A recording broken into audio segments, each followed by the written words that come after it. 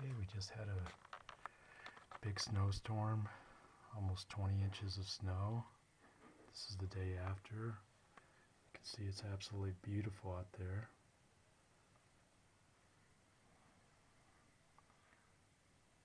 Last week we had a hurricane, and this week a snowstorm.